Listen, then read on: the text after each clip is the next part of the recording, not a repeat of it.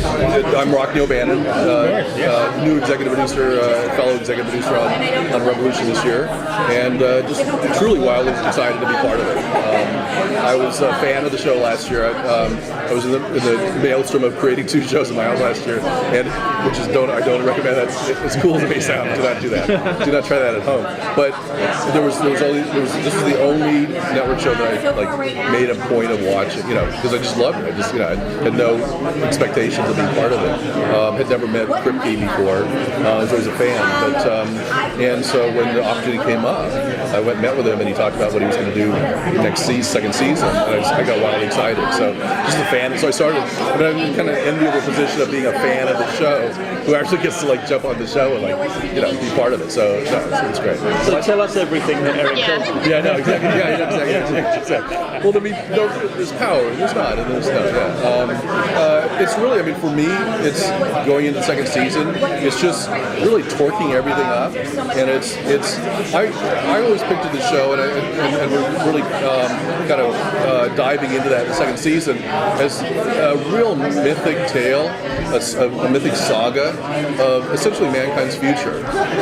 We go along, here we are with all your electronics, in a world that we're incredibly dependent on our gadgets and the things in our lives, and I think that's also the initial fascination of the show is what would it be like if that were not the case?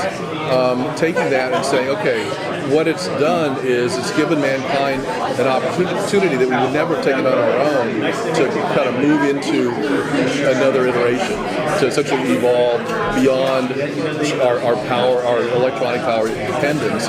And what's that? How do we come out of that? Where do we come out of that? And so I kind of picture the characters in the show as the kind of epic heroes of mankind's future.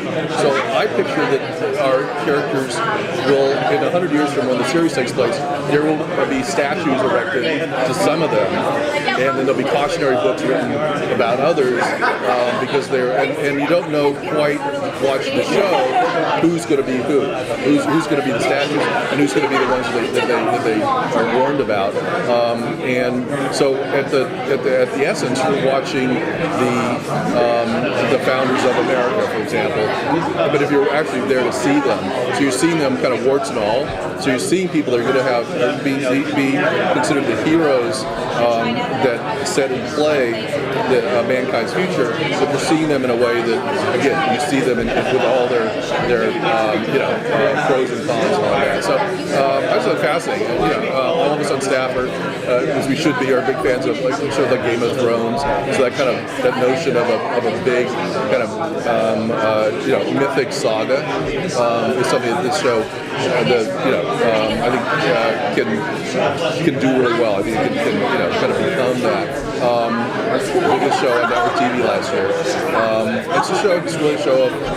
That's what I liked about it last year. It's got big ideas. It's big. It's got big ideas. It's got big emotion. It's got big spectacle. Like I said, it's so cool to have been a fan and I get to work on it. Quick question: giant cliffhangers. Obviously, the ending. A lot of fans waiting for more. Power's back on.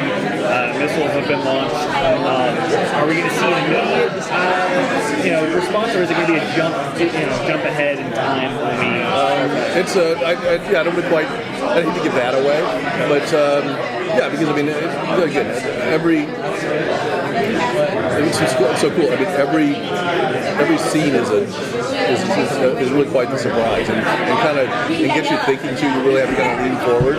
So in terms of how we open the show, it really is. We work really hard to get it so that you go, okay, I wasn't expecting that, so I don't want to give it away. Yeah, exactly. Yeah. I was a big fan of Farscape. Oh, thank you.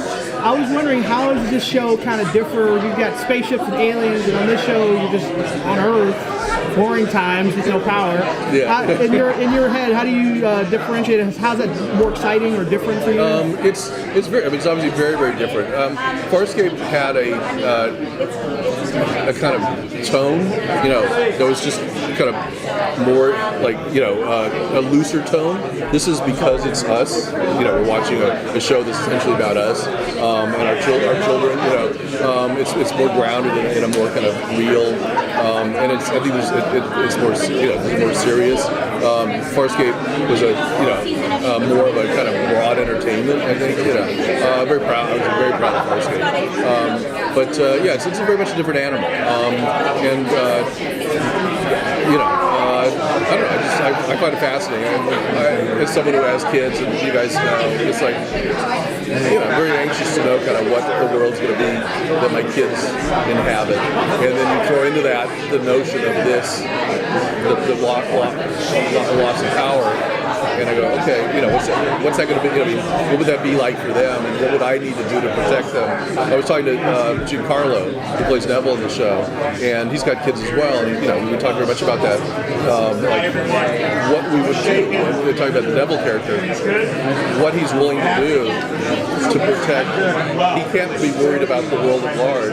He has to be worried about his family, his wife who he loved dearly, and his son. That's who he has to protect. And to do that, he'll do absolutely anything.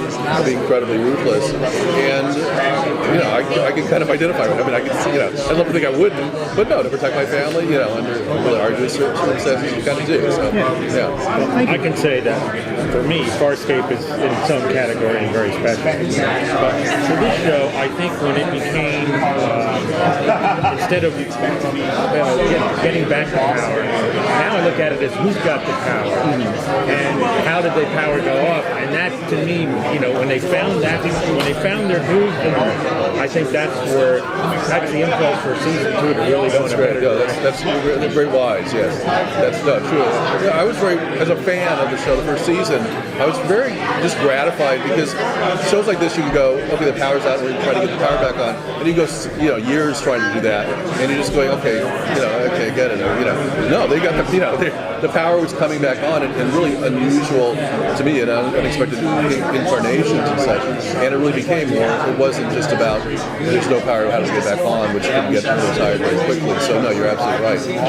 And yeah, I think I'm pleased to say we're doing some really wild stuff in season 2.